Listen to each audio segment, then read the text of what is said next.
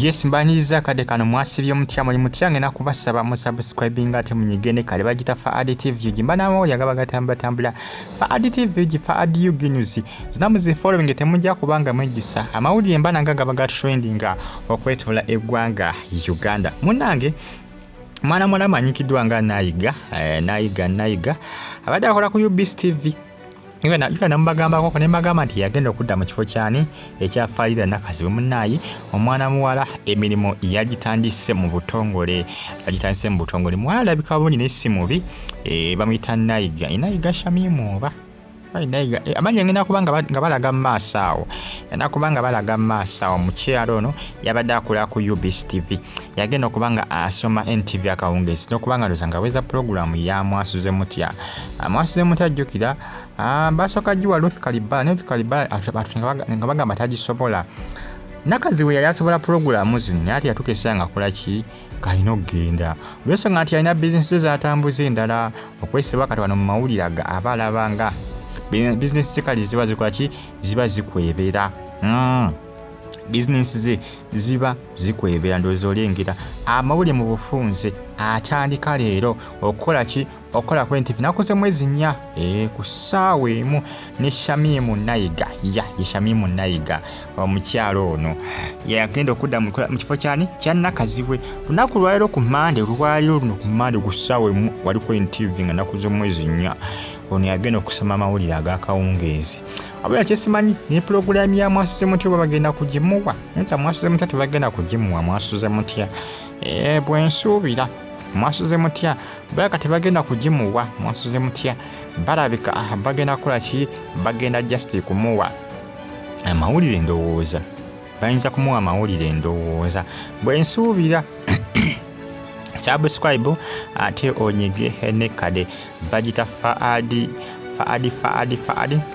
bagita Faridah TV jimbani updates eziba zitambula okwetola eggwanga Uganda olwaliro agenda kubanga adda mu kifo kya Faridah Nakazibwe omukyalo ono yabadde akola ku UBS TV yabadde atera kusoma mawulire ga UBS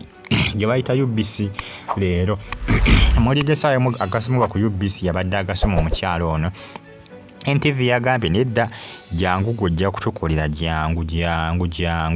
ne bamuyita nakola ki nasigninga contract era agenda okubanga asoma NTV akawungezi agabadde nga gasomebwa Nakazibwe jjukira NTV kusane company ya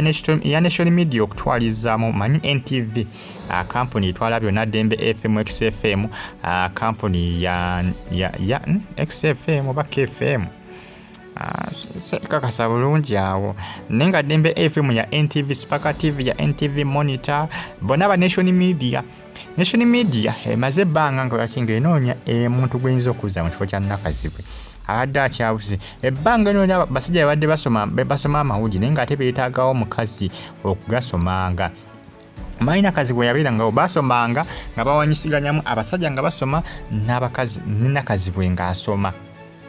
Katoni agenda okubanga akola ki yagenda okubanga asoma ndowooza omulengero omukyalo oyo bamuyita Shamimu Nayiga yagenda okubanga asoma amawulire aga NTV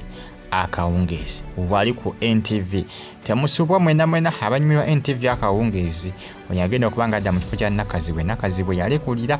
alina bizinesi z'atambuza ez'okutunda zi condominiums yalabanga bimufuula bize emirimu tetalikwata bulungi nagamba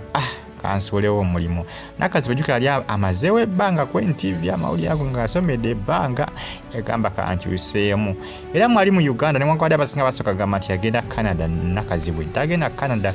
emirimu akyagitambuliza mu ggwanga Uganda yalinamu ko bizinesi zakola ki bizinesi ze zatambuza bane mbagala nnyo mwena